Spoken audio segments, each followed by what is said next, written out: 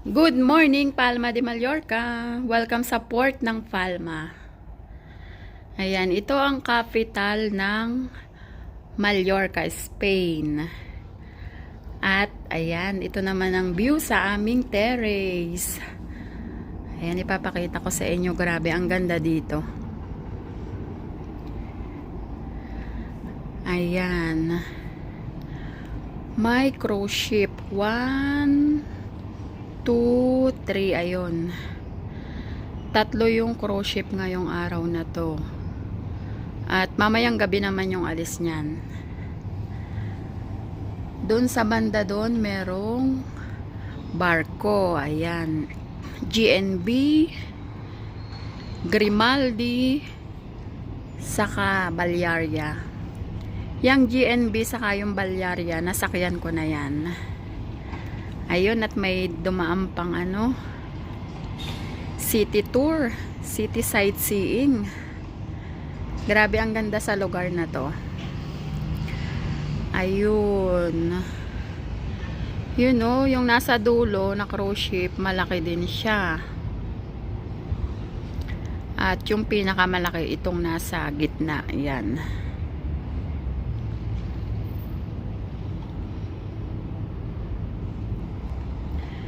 Ayun, yung GNB naman ay umalis na ngayon. Ang biyahe niyan papuntang Barcelona,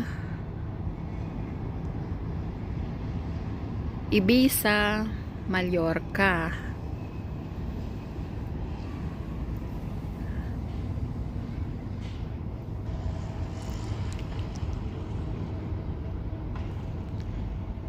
Grabe, ang laki ng cruise ship na to. Meron pang mga barko dun sa likod ng cruise ship na to, natatakpan lang kasi sa sobrang laki nila. Itong pangatlong cruise ship parang paalis na siya kasi ayun, umaandar na. At yung GNB naman na yun, ayun, nakaalis na. Ang biyahe niyan papuntang Ibiza.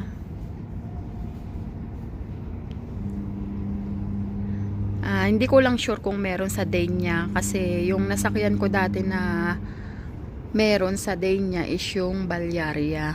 Hindi lang ako sure itong GNB kung meron din ba sila sa Denia. Ayun, meron ding aeroplano. Ayun, no, nakikita nyo ba yun? Malapit lang din kasi kami sa airport. Ayan, malapit kami sa lahat.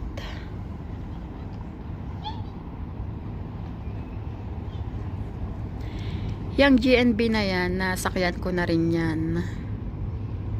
Grandi Navi Veloci, ayan. Italian Pasperi yan, mga 7 hours lang yan. Biyaheng Ibiza, Palma de Mallorca, saka sa Valencia. Doon kami bumababa sa Valencia. Pasperi yan.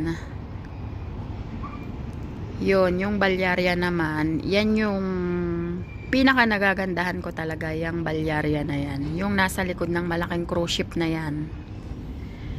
Yun, talagang maganda siya, malinis, at masasarap din yung pagkain. At syempre, wala pa akong experience dyan sa cruise ship. Hindi pa ako nakakasakay ng cruise ship. Sa ngayon, hanggang tingin lang muna. Ayun, meron na naman pangalawang airplane na papaalis. Bali yung airport dito, mga 15 to 20 minutes lang ang biyahe. Ayun, ang bilis ng GNB, oh. Nakaikot na siya kaagad. Ayan, at dito naman sa baba, meron dyang mga maliliit na boat. Ayan, at doon naman sa kabilang side, ayun, meron pa pala dong cruise ship. Saka yung Grimaldi na yan. Hindi ko alam kung anong company yung nagmamay-ari dyan. Kasi hindi ko pa naman din na experience na sumakay dyan. Ang na-experience ko lang is yung GNB saka yung Balyaria. Para sa akin, the best talaga yung Balyaria. Ayan, dito naman sa kabilang side, yan. Yung building na yan, mga hotel yan. Marami ding turista dito. Yan, napakaganda kasi sa lugar na to. Saka, yung klima. Ayan, kahit na mag-winter dito, hindi gaanong malamig. Hindi katulad sa Madrid na sobrang lamig. Dito, ayan, cool lang yung weather nila dito.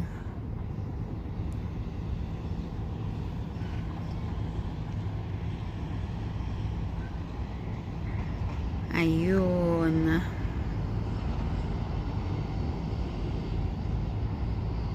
May mga dumadaan rin ditong bus.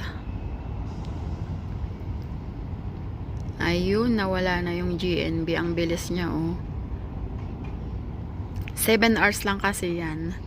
Pero kung ikukumpara doon sa Balyaria, meron din silang fast ferry sa Balyaria, pero malayo yung ano niya, daungan niya. Sa Denia lang sila meron. Denia, Spain.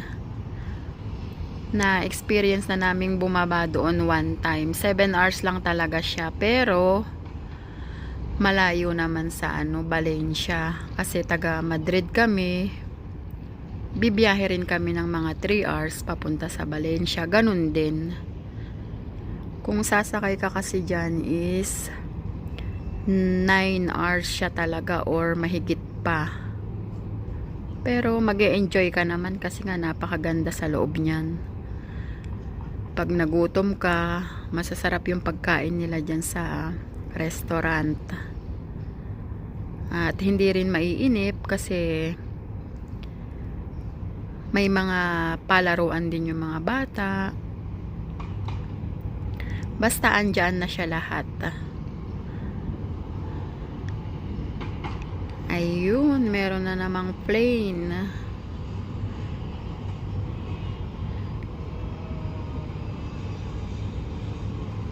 Napakaganda dito sa lugar na to, kaya marami rin talagang turista dito.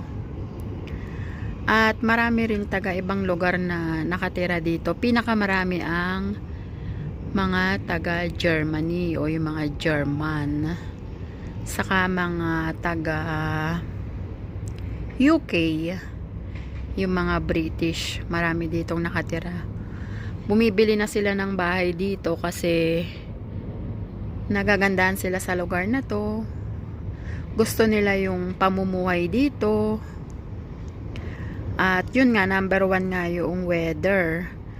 Kasi sa bansa nila sobrang lamig talaga. Masarap dito pagka yung summer talaga, matao. Marami ring beach dito. Ayan, ikaw na yung magsasawa.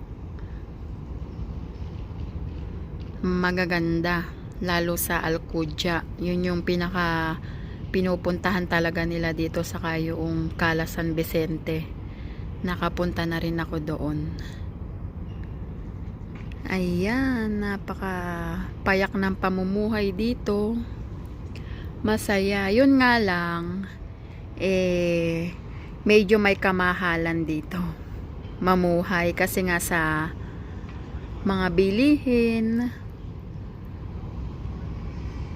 Pero syempre kahit saan naman tayo pumunta, mahal talaga lahat. Kahit nga sa Pinas, ayan, mahal na rin talaga lahat.